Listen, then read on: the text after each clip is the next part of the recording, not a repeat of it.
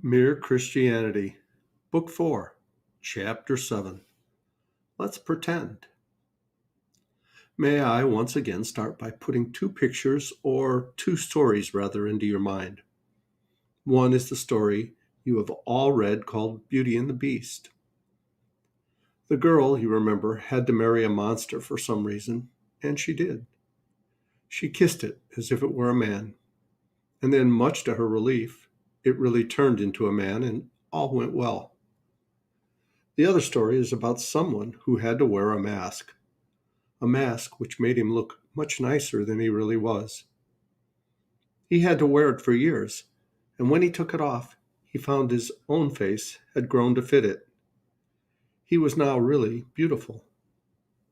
What had begun as a disguise had become a reality. I think both of these stories may, in a fanciful way of course, help to illustrate what I have to say in this chapter. Up till now, I've been trying to describe facts, what God is and what He has done. Now I want to talk about practice. What do we do next? What difference does all this theology make? It can start making a difference tonight.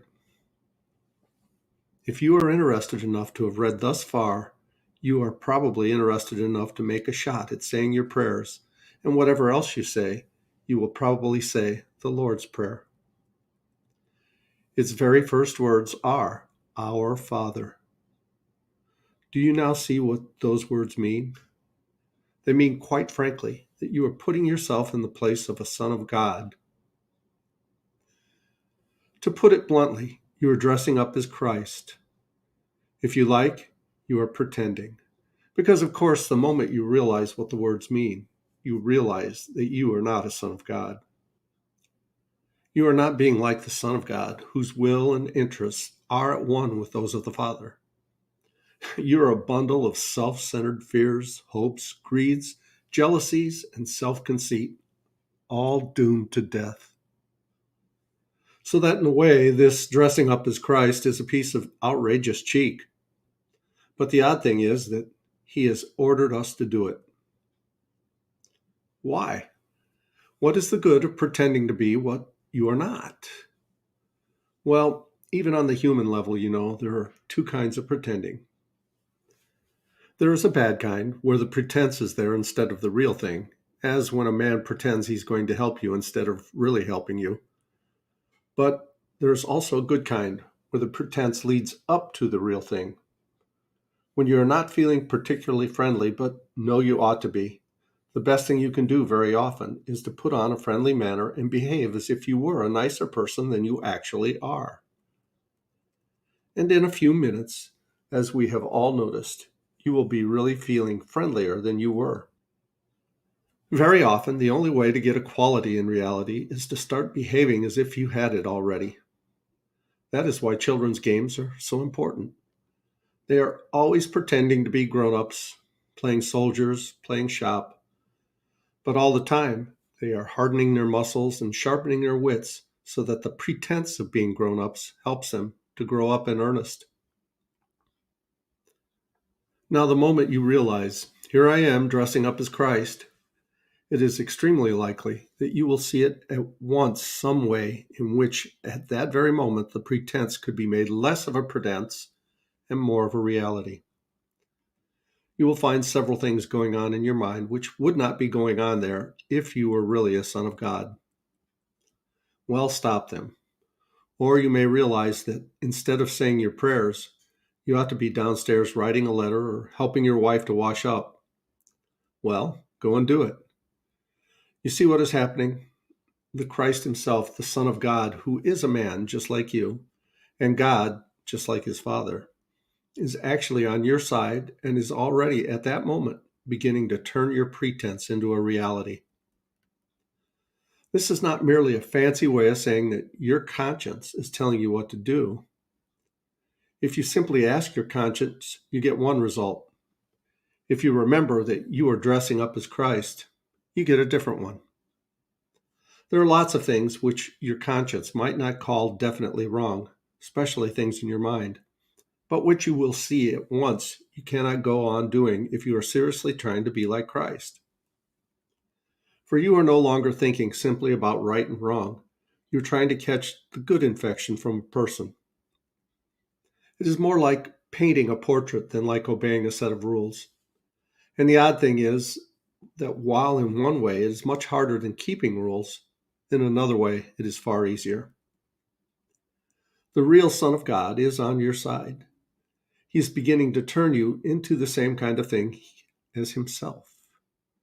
He is beginning, so to speak, to inject his kind of life and thought, his Zoe, into you, beginning to turn the tin soldier into a live man. The part of you that does not like it is the part that is still tin. Some of you may feel that this is very unlike your own experience. You may say, I've never had the sense of being helped by an invisible Christ, but I often have been helped by other human beings. This is rather like the woman in the first war who said that if there was a bread shortage, it would not bother her house because they always ate toast. If there is no bread, there will be no toast. If there were no help from Christ, there would be no help from other human beings. He works on us in all sorts of ways, not only through what we think, our religious lives. He works through nature, through our bodies, through books, sometimes through experience which seem at the time anti-Christian. When a young man who has been going to church in a routine way honestly realizes that he does not believe in Christianity and stops going, provided he does it for honesty's sake and not just to annoy his parents, the Spirit of Christ is probably nearer to him than it ever was before. But above all, he works on us through each other. Men are mirrors or carriers of Christ to other men, sometimes unconscious carriers. This good infection can be carried by those who have not got it themselves. People who were not Christians themselves help me to Christianity. But usually it is those who know him that bring him to others. That is why the church, the whole body of Christians showing him to one another, is so important. You might say that when two Christians are following Christ together, there is not twice as much Christianity as when they are apart, but 16 times as much. But do not forget this. At first, it is natural for a baby to take its mother's milk without knowing its mother. It is equally natural for us to see the man who helps us without seeing Christ behind him. But we must not remain babies. We must go on to recognize the real giver. It is madness not to. Because if we do not, we shall be relying on human beings, and that is going to let us down. The best of them will make mistakes. All of them will die. We must be thankful to all the people who have helped us. We must honor them and love them. But never, never pin your whole faith on any human being. Not if he is the best and wisest in the whole world. There are lots of nice things you can do with sand, but do not try building a house on it. And now we are beginning to see what it is that the New Testament is always talking about. It talks about Christians being born again. It talks about them putting on Christ, about Christ being formed in us, about our coming to have the mind of Christ. Put right out of your head the idea that these are only fancy ways of saying that Christians are to read what Christ said and try to carry it out, as a man may read what Plato or Marx said and try to carry it out. They mean something much more than that. They mean that a real person, Christ, here and now, and in that very room where you are saying your prayers, is doing things to you. It is not a question of a good man who died 2,000 years ago. It is a living man, still as much a man as you, and still as much God as he was when he created the world, really coming and interfering with your very self, killing the old natural self in you and replacing it with the kind of self he has. At first, only for moments, then for longer periods. Finally, if all goes well, turning you permanently into a different sort of thing, into a new little Christ, a being which, in its own small way, has the same kind of life as God, which shares his power, joy, knowledge, and eternity. And soon we make two other discoveries. One, we begin to notice, besides our particular sinful acts, our sinfulness, begin to be alarmed not only about what we do, but about what we are. This may sound rather difficult, so I will try to make it clear from my own case. When I come to my evening prayers and try to reckon up the sins of the day, 9 times out of 10, the most obvious one is some sin against charity. I've sulked or snapped or sneered or snubbed or stormed, and the excuse that immediately springs to my mind is that the provocation was so sudden and unexpected, I was caught off my guard. I had not time to collect myself. Now, that may be an extenuating circumstance as regards these particular acts. They would obviously be worse if they had been deliberate and premeditated.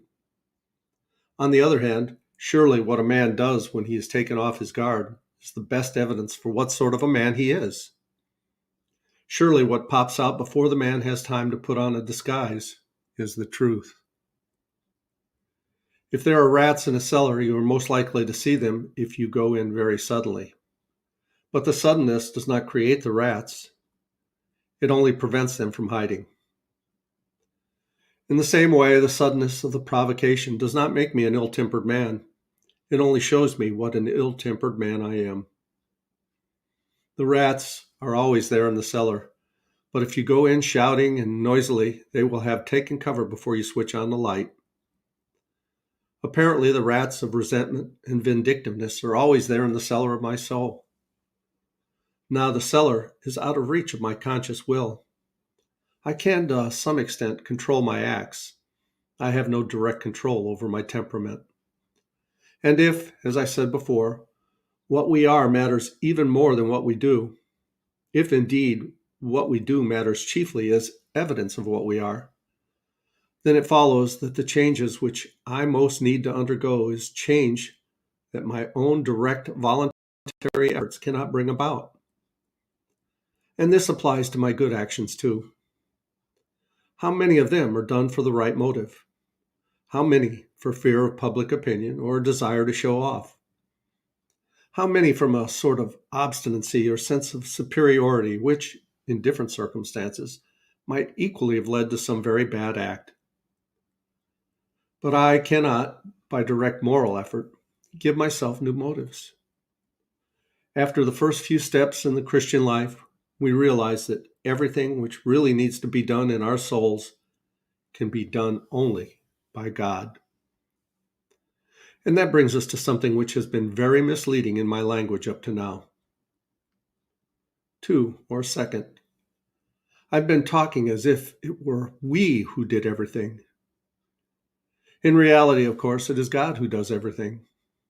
We at most allow it to be done to us. In a sense, you might even say it is God who does the pretending. The three-person God, so to speak, sees before him, in fact, a self-centered, greedy, grumbling, rebellious human animal. But he says, let us pretend that this is not a mere creature, but our son. It is like Christ insofar as it is a man, for he became man. Let us pretend that it is also like him in spirit. Let us treat it as if it were what, in fact, it is not. Let us pretend in order to make the pretense into a reality. God looks at you as if you were a little Christ. Christ stands beside you to turn you into one. I dare say this idea of a divine make-believe sounds rather strange at first. But is it so strange, really? Is not that how the higher thing always raises the lower? A mother teaches her baby to talk by talking to it as if it understands long before it really does. We treat our dogs as if they were almost human. That is why they really become almost human in the end. And we'll go on with chapter 8 in the next video. Thanks so much for listening. I love you guys. As Tigger says, ta-ta for now.